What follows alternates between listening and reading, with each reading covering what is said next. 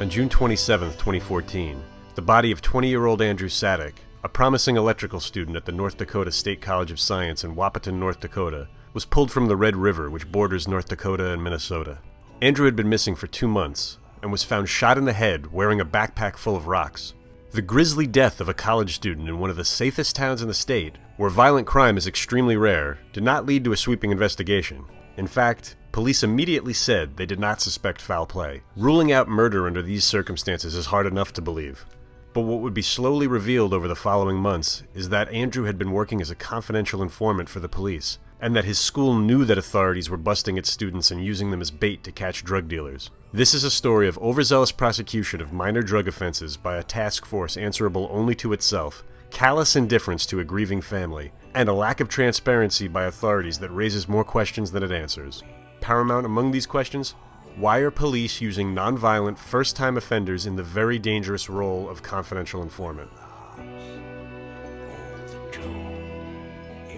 Growing up on a family-owned farm in Rogers, North Dakota, Andrew was active with the raising of the cattle, and particularly close to his parents, who lost their older son, Nick, in a car accident in 2005. We sent him off to college. He was excelling at college, and his dreams were to become an electrician and take over the family farm. He was an all-American kid, is all I can say. He was every mother's dream. Andrew was a few weeks shy of graduation when he went missing in May 2014. Days later, the Sadeks received the shocking news that a warrant had been issued for Andrew's arrest for 2 felony counts of distributing a controlled substance. When he was in high school, did he ever get in trouble? Was he ever involved in any criminal activity? No, he was not involved in any criminal activity in high school. He only had 1 speeding ticket throughout his entire life. So that's why this was such a shock to us. For 2 gut-wrenching months, the Sadeks prayed Andrew would come home to the farm to help with the spring calving, while police continued to assume Andrew was on the lam because he still owed them one last controlled buy. Then, Andrew's body was found. Shot, wearing the backpack filled with rocks, not wearing the clothes he was last seen in, without his wallet. An autopsy proved inconclusive in determining suicide or homicide, and no weapon has yet been found. But according to the Sadeks, the police officer in charge of the investigation tried to convince them that their son put on the rock-filled backpack, shot himself in the head, and somehow propelled himself into the river. From the very, very beginning, when he went missing, the campus police have been treating it as a suicide. And how do they justify that? I would love some concrete evidence as to why they justify that. There's been no note. No one at the school described him as being in a depressive state? No one described Andrew as being in a depressive state. No, he was happy and fun-loving, and the police do not want to pursue this as a potential murder. Apparently, according to Sergeant Helgenson, that's what kids do in that area. They commit suicide. What the police knew at the time, but what the Sadeks would not learn for months, was that Andrew had been working as a confidential informant for the Southeast Multi-County Agency, or SEMCA, a drug task force answerable only to its own board, a 12-person committee made up of local senior police officers and elected officials. Andrew first came into contact with SEMCA in April 2013, after he twice sold marijuana, a total of 4.5 grams or $80 worth, to a confidential informant. Shortly thereafter, a police raid on Andrew's dorm room turned up nothing but a small plastic grinder and some marijuana residue. But the grinder, plus the 2 sales to the informant in a school zone, which in North Dakota includes colleges, was enough for authorities to threaten Andrew with 2 Class A felony charges, each carrying a possible 20-year sentence. Or he could voluntarily agree to work as a confidential informant. Upon enrolling at college, Andrew signed a waiver obligating the school to inform his parents of any disciplinary issues. But the school never notified the Sadeks following the raid on Andrew's dorm room.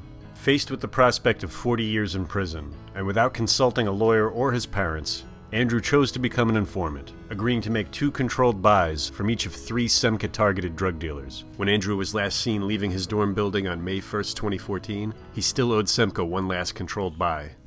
Refusing to accept authorities' speculation that Andrew had committed suicide, the Sadeks hired a private investigator, who discovered a significant amount of water in the wheel wells under Andrew's car, suggesting that someone may have driven Andrew's car to the banks of the river where his body was found. Because Andrew was found on the Minnesota side of the river, the campus police claimed the case was not in their jurisdiction, which the North Dakota Attorney General's office confirmed. But according to Valley News Live, a newscast in Fargo, North Dakota, the Minnesota Bureau of Criminal Apprehension told them that they have nothing to do with the case. For all the agencies involved with busting Andrew Sadek for selling a small amount of pot, no agency is willing to take the lead in solving his violent death. It took a long time for us to get the results of the autopsy. So I called Steve Helgeson, the person in charge of that case, and I said, when will this be ready? And he told me it was not a top priority. Nobody has ever answered a question who directly has worked in this case. Any reason you won't talk with us? Sir, please turn that off. Answer my questions.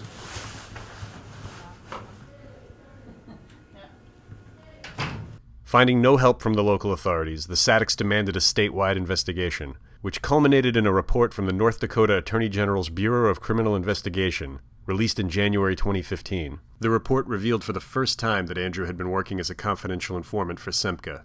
We had no idea Andrew was working as a confidential informant until the Semka review was done. So when the warrant for his arrest went out, there was no explanation about him working as a confidential informant? There was no explanation of him working as a confidential informant. That the school knew Andrew had been arrested on campus in 2013, but allowed his parents to learn this news only after he went missing, raises significant ethical and legal questions in its own right. But the fact that Semka only disclosed Andrew's status as a confidential informant because they were forced to by the Attorney General demonstrates a heartless lack of regard for confidential informants even after they end up dead.